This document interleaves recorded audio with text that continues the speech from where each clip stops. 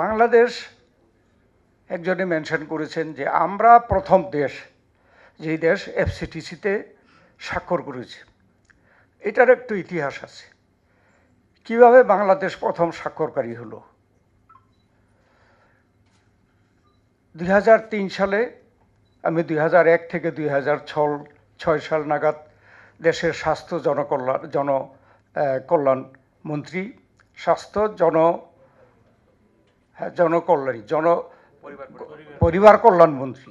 পরিবার পরিকল্পনা ছিল আগে, কিন্তু আমরা এটাকে পরিবার কল্যাণ মন্ত্রী করেছি মন্ত্রণালয়ে। এটার আমি মন্ত্রী ছিলাম।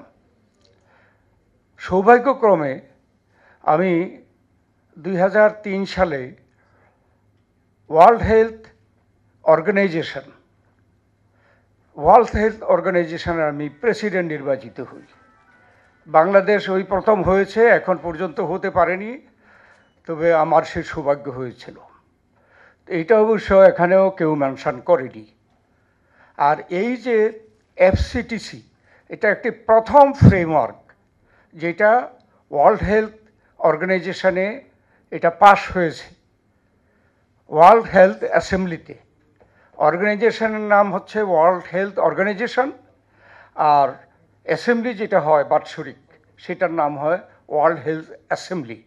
সেই ওয়ার্ল্ড হেলথ অ্যাসেম্বলি জেনেভাতে, এটার হেড অফিস জেনেভাতে সম্মেলন হয় প্রত্যেক বছর। তো এই 2023-এর যে জাতীয় সম্মেলন, সেই সম্মেলনে এই এফসিটিসি পাস হয়। এটা এখানে একটা কপি এতদিন পরে ওনাদের বদৌলতে আমি পেয়েছি। এই কপি আমি হারিয়ে ফেলেছি। তো এইটা এই যে WHO framework convention on tobacco control, এটার আমরা আজকের বিষয়বস্তু হচ্ছে যে 5.3 আর্টিকেল। এই যে গাইডলাইনটা, এটা পাস হয়েছে 183টা দেশের স্বাস্থ্যমন্ত্রীদের উপস্থিতিতে এবং সৌভাগ্যক্রমে আমার সভাপতিত্বে, তো বাংলাদেশের স্বাস্থ্যমন্ত্রীর সভাপতিত্বে। স্বাভাবিকভাবেই এফসিটিসির প্রতি আমার একটা আলাদা অবশ্যই একটা দায়িত্ব আছে।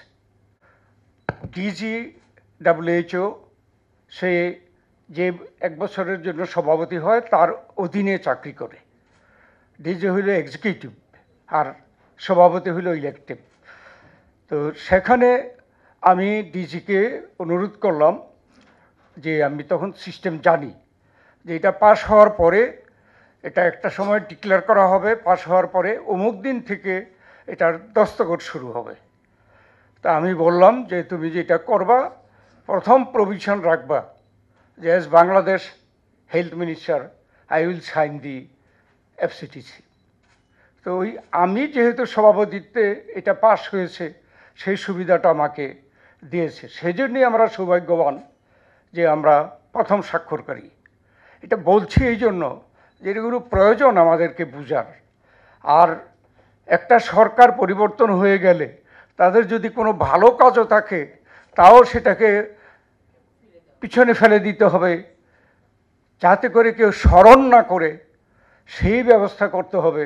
তাইলে কিন্তু এরকমভাবে আজকে যে আমরা আলোচনা করতে হয়, না হইলে কিন্তু এটা আমাদের করা প্রয়োজন ছিল না। যদি আমাদের পরে যে সরকার আসলো, তারা যদি পর্যায়ক্রমে এই এফসিটিসি এটাকে অনুসরণ করত, তাইলে কিন্তু আমরা আজকের এই আলোচনাটা প্রয়োজন হইতো না।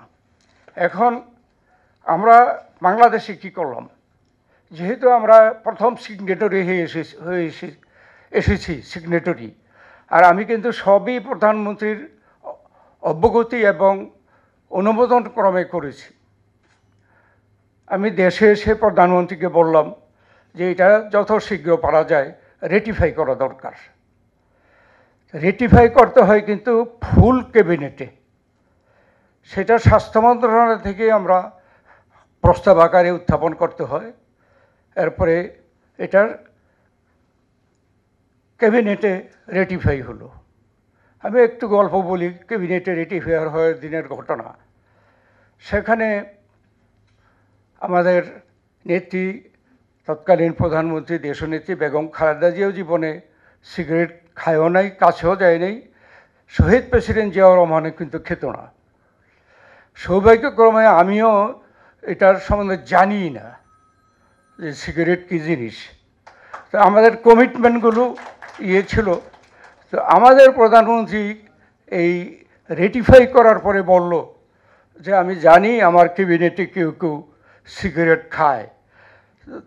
যদি আমার ক্যাবিনেট মেম্বার কেউ বলতো যে আমি আজকে থেকে সিগারেট খাবো না, তাহলে আমরা যে এটা রেটিফাই করলাম এটার একটা অর্থবহ একটা রেটিফিকেশন হবে। এবং সেই কথার সাথে সাথে আমাদের একজন মন্ত্রী, আমি তার নামও বলতে চাই, মরহুম কর্নেল আকবর হোসেন, তিনি সঙ্গে সঙ্গে তিনি বলে উঠলেন যে হয়তো অনেকে জানেন আমি ধূমপাই। তো আমাদের প্রধানমন্ত্রী যখন অনুরোধ করছেন, আমি আপনাদের কাছে ওয়াদা করছি যে আজকে থেকে আমি আর ধূমপান করব না।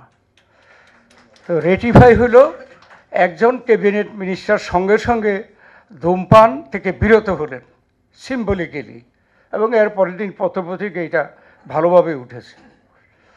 তারপরে সেখানেই শেষ নয়, আমরা এটাকে আইনে পরিণত করতে হবে। সেই জন্য আমরা আইনে পরিণত করে আইন হিসাবে পার্লামেন্টে আমরা এটা উপস্থাপন করি। এরপরে পার্লামেন্টে আমাদের এই আইনটি পার্লামেন্টে অনুমোদিত হয় যে পাবলিকলি সিগারেট খাওয়া নিষিদ্ধ। সিগারেট খেলে 300 টাকা জরিমানা। বলল যে 300 টাকা তো এখন কোনো টাকাই না। স্বাভাবিকভাবে সময়ের পরিবর্তনে এগুলো পরিবর্তন হবে। পার্লামেন্টে যে কোনো আইন করা হয়, এটা কিন্তু পার্লামেন্টের ওই আমাদের সংবিধানেই আছে যে যেটা যে সময়ের প্রয়োজনে এবং পরিবর্তনের সাথে সাথে এগুলো সংশোধন হয়। একজন উল্লেখ করেছেন যে এখন আর তামাক বিড়ি বা সিগারেট হিসাবেই খায় না, আরও অন্য পদ্ধতি বের হয়েছে। অতএব এখন আমাদেরকে ওই আইন সংশোধন করে ওগুলোও অন্তর্ভুক্ত করতে হবে, অবশ্যই সংশোধন করতে হবে। এখন ওই সময়ের কথা বলছি যে পত্রপত্রিকায় বেরিয়েছে যে বাসে সাধারণ প্যাসেঞ্জাররা সহযোগিতা করেছে, সিগারেট খেয়েছে তাকে ধরে পুলিশে হস্তান্তর করেছে এবং সঙ্গে সঙ্গে 300 টাকা জরিমানা। এইভাবে কিন্তু একটা সামাজিক আন্দোলনে রূপ নিয়েছিল। আপনারা জানেন যে 2006 পর্যন্ত আমরা সরকারে ছিলাম, তারপরে তো সরকার পরিবর্তন হয়, কিন্তু পরে আনফর্চুনেটলি বাংলাদেশে 111 সৃষ্টি হলো। 111 একটা মানে আমাদের অচিন্তনীয় একটা সরকার। যাই হোক, তারপরেও তো সরকার গেল, কিন্তু এই আইনগুলোর প্রতিপালন আর হয়নি। আস্তে আস্তে সবাই ভুলে গেছে। এখানে কৃষি মন্ত্রণালয়ের সাথে আমাদের অনেক ভালো সম্পর্ক ছিল, এই পানি ভালো সম্পর্ক ছিল। কৃষি মন্ত্রণালয় আমাদেরকে সহযোগিতা করেছেন। কৃষি সম্প্রসারণের যে ডিপার্টমেন্ট আছে সেখানে তারা ক্যাম্পেইন করেছে যে যাতে করে তামাক চাষ ছেড়ে দিয়ে অন্য চাষ করে। আমি স্বাস্থ্যমন্ত্রী হিসাবে রংপুরে, দিনাজপুরে আমি এই তামাক চাষ যে বন্ধ করা হচ্ছে এবং কৃষি মন্ত্রণালয় যে কাজ করছে সেটা দেখার জন্য গিয়েছি।